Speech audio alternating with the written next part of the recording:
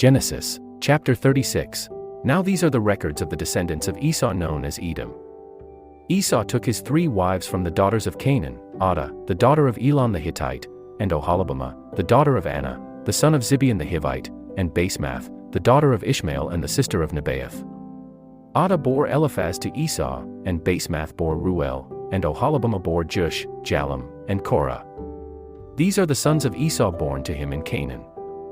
Now Esau took his wives and his sons and his daughters and all the members of his household, and his livestock and all his cattle and all his possessions which he had acquired in the land of Canaan, and he went to a land away from his brother Jacob. Their possessions were too great for them to remain together. The land where they were staying could not support them both because of their livestock. So Esau, known as Edom, settled in the hill country of Seir. These are the records of the generations of Esau the father of the Edomites in the hill country of Seir. These are the names of Esau's sons: Eliphaz, the son of Esau's wife Adah, and Ruel, the son of Esau's wife Basemath. And the sons of Eliphaz were Taman, Omar, Zepho, Gatam, and Kenaz. And Timnah was a concubine of Esau's son Eliphaz. And she bore Amalek to Eliphaz. These are the sons of Esau's wife Adah. These are the sons of Ruel: Nahath, Zerah, Shammah, and Mizah. These are the sons of Esau's wife Basemath. And these are the sons of Esau's wife Oholibamah, the daughter of Anah, the son of Zibeon. She bore to Esau, Jush, Jalem, and Korah. These are the tribal chiefs of the sons of Esau. The sons of Eliphaz, the firstborn of Esau, chiefs Taman, Omar, Zepho, Kenaz, Korah, Gatam, and Amalek. These are the chiefs of Eliphaz in the land of Edom, they are the sons of Adah. These are the sons of Esau's son Ruel, chiefs Nahath, Zerah, Shammah, Mizah. These are the chiefs of Ruel in the land of Edom, they are the sons of Esau's wife Basemath. These are the sons of Esau's wife Oholibamah, chiefs Jush, Jalem, and Korah. These are the chiefs born of Esau's wife Oholibamah the daughter of Anah. These are the sons of Esau, and these are their chiefs. These are the sons of Seir the Horite, the inhabitants of the land: Lotan, Shobal, Zibeon, Anah, Dishan, Ezer, and Dishan. These are the chiefs of the Horites, the sons of Seir in the land of Edom. The sons of Lotan are Hori and Hemam, and Lotan's sister is Timnah. The sons of Shobal are these: Alvan, Manahath, Ebal, Shepho, and Onam. These are the sons of Zibeon, Aiah and Anah. This is the Anah who found the hot springs in the wilderness as he pastured the donkeys of Zibeon his father. The children of Anah are these: Dishan and Oholibamah the daughter of Anah. These are the sons of Dishan: Hemdan, Eshban, Ithran, and Cheran. Ezer's sons are these: Bilhan, Zavan, and Akan. The sons of Dishan are these: Uzi and Aaron. The Horite chiefs are these: chiefs Lotan, Shobal, Zibeon, Anah, Dishan, Ezer, Dishan. These are the Horite chiefs, according to their various clans in the land of Seir. These are the kings who ruled in the land of Edom before the Israelites ever had a king. Bela son of Beer was a king who ruled in Edom. He ruled over the city of Dinhabah. When Bela died, Jobab became king. Jobab was the son of Zerah from Basra. When Jobab died, Husham ruled. Husham was from the land of the Temanites. When Husham died, Hadad ruled that area. Hadad was the son of Bedad. He was the man who defeated Midian in the country of Moab. Hadad was from the city of Avith. When Hadad died, Samlah ruled that country. Samlah was from Masrekah. When Samlah died, Shaul ruled that area. Shaul was from Rehoboth by the Euphrates River. When Shaul died, Baal-Hanan ruled that country. Baal-Hanan was the son of Akbar. When Baal-Hanan died, Hadad ruled that country. Hadad was from the city of Pau. His wife's name was Mehetabel, the daughter of Matred. Mezahab was Matred's father. And these are the names of the tribal chiefs of Esau, according to their families and places of residence, by their names: chiefs Timnah, Alva, Jethath, Oholibamah, Elah, Pinion, Kenaz, Taman, Mibzar, Magdiel, and Iram. These are the tribal chiefs of Edom. Esau was the father of the Edomites. The area where each of these clans lived was named after that clan. Genesis, chapter 37. So Jacob settled again in the land of Canaan, where his father had lived as a foreigner. These are the generations of Jacob. When Joseph was 17 years old, he was shepherding the flock with his half-brothers Dan, Naphtali, Gad, and Asher, the sons of his father's secondary wives Bilhah and Zilpah. Joseph reported to his father some of the bad things his half-brothers were doing. Jacob loved Joseph more than any of his other sons, because Joseph had been born to him in his old age and he made him a special multicolored robe. When Joseph's brothers saw that their father loved Joseph more than he loved them, they hated him and could not speak to him in a friendly manner. Now Joseph dreamed a dream, and when he told it to his brothers, they hated him even more. Joseph said, "Please listen to this dream which I have dreamed. We were out in the field, tying up bundles of grain. Suddenly my bundle rose and stood upright, and your bundles all gathered around mine and bowed down to it." His brothers said to him, "Are you actually going to reign over us? Are you really going to rule over us?" And they hated him even more because of his dream and because of what he said about them. Then Joseph had another dream, and again he told his brothers about it. He said, "Listen, I had another dream, and this time the sun and moon and 11 stars were bowing down to me." Joseph told it to his father as well as to his brothers, but his father rebuked him and said to him in disbelief, "What is this dream that you have dreamed? Will your mother and I and your brothers actually come and bow down to the ground before you?" Joseph's brothers were jealous of him, but his father kept the words of Joseph in mind. One day Joseph's brothers went to pasture their father's flocks at Shechem. Jacob said to Joseph, "Are not your brothers pasturing the flocks at Shechem? Come, and I will send you to them." Joseph replied, "I am ready to go." His father said, "Go and see whether everything is all right with your brothers and with the flocks, then come back and give me a report." So Joseph's father sent him from the valley of Hebron, and he went to Shechem. At Shechem, a certain man found Joseph, and saw that he was wandering around and had lost his way in the field, so the men asked him, "What are you looking for?" Joseph answered, "I am looking for my brothers. Please tell me where they are grazing their flocks." The men said, "They have already gone away. I heard them say that they were going to Dothan." So Joseph went after his brothers and found them at Dothan. Joseph's brothers saw him coming from far away, and before he reached them, they plotted to kill him. They said to each other, "Look, here comes that dreamer.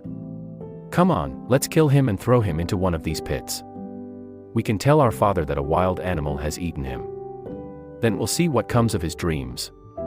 But Reuben heard their plan and saved Joseph, saying, "Let us not take his life." Reuben said to them, "Do not shed his blood, but throw him into the pit that is here in the wilderness, but do not lay a hand on him." Reuben said this to rescue him from them and send him back to his father. So when Joseph came to his brothers, they pulled off his multicolored robe. Then they took him and threw him into the pit. The pit was empty and there was no water in it. Then they sat down to eat their meal. When they looked up, they saw a group of Ishmaelites coming from Gilead. Their camels were loaded with spices, balm and myrrh, and they were on their way to take them down to Egypt. Then Judah said to his brothers, "What will we gain if we kill our brother and hide his death? Come, let us sell him to these Ishmaelites. Then we will not be guilty of killing our own brother. After all, he is our brother, our own flesh and blood." So his brothers listened to him and agreed.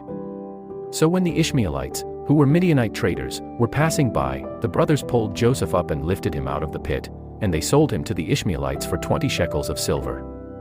And the traders took him to Egypt. When Reuben returned to the pit and saw that Joseph was not there, he tore his clothes in deep sorrow. He rejoined his brothers and said, "The boy is not there. What will I do now?" The brothers killed a goat and dipped Joseph's robe in its blood. Then they brought the multicolored robe to their father and said, "We found this robe. Examine it to see whether it is your son's robe." His father recognized it and said, "Yes, it is my son's robe. A wild animal must have eaten him. Joseph has clearly been torn to pieces." Then Jacob tore his clothes, put on sackcloth and mourned for his son for a long time. All of Jacob's sons and daughters tried to comfort him, but he refused to be comforted. He said, "I will go to my grave mourning for my son." So Jacob continued to mourn for his son Joseph. Meanwhile, in Egypt the Midianite traders sold Joseph to Potiphar, a high official of Pharaoh and the captain of the palace guards. Genesis, chapter 38. About that time, Judah left his brothers and went to stay with a man named Hira from the town of Adullam. There Judah saw a daughter of Shua, a Canaanite, and he took her as his wife and lived with her. So she conceived and gave birth to a son, and Judah named him Er. Later, she gave birth to another son and named him Onan. Still later she had another son and named him Shelah. She was at Kezib when the third son was born. Judah chose a girl named Tamar to be the wife of his first son Er. But Er, Judah's firstborn, was wicked in the Lord's sight, so the Lord put him to death. Then Judah said to Er's brother Onan, "Go and marry Tamar, as our law requires of the brother of a man who has died. You must produce an heir for your brother." But Onan was not willing to have a child who would not be his own heir, so whenever he slept with his brother's wife, he spilled his semen on the ground. This prevented her from having a child who would belong to his brother. What he did was wicked in the Lord's sight, so the Lord put him also to death. Then Judah said to his daughter-in-law Tamar, "Go back to your father's house. Stay there and don't marry until my young son Shelah grows up." Judah was afraid that Shelah also would die like his brothers. So Tamar returned to her father's home. Later, Judah's wife, the daughter of Shua, died. When the time of mourning was ended, he and his friend Hira of Adullam went to Timnah, where his sheep were being sheared. Tamar learned that Judah, her father-in-law, was going to Timnah to shear his sheep. So she took off her widow's clothes, covered herself with a veil to disguise herself, and then sat down at the entrance to Enaim, which is on the road to Timnah. She did this because Judah's younger son Shelah had grown up, but Judah had not made plans for her to marry him. When Judah saw her, he thought she was a prostitute, for she had covered her face with a veil. So he went over to her at the side of the road and said, "Come now, let me sleep with you." Judah did not know that she was Tamar, his daughter-in-law. She said, "What will you give me?" Judah answered, "I will send you a young goat from my flock." She answered, "I agree to that. But first you must give me something to keep as a pledge until you send the goat." Judah asked, "What do you want me to give you as a pledge?" Tamar answered, "Give me your seal and its string and your walking stick." Judah gave these things to her and slept with her, and she became pregnant by him. Then Tamar went home, took off her veil that covered her face, and put on her widow's clothing. Later Judah asked his friend Hira the Adullamite to take the young goat to the woman and get his pledge back from her. But Hira couldn't find her. He asked the men of that place, "Where is the temple prostitute who was by the roadside at Enaim?" They said, "There was no prostitute here." So Hira went back to Judah and said, "I could not find the woman.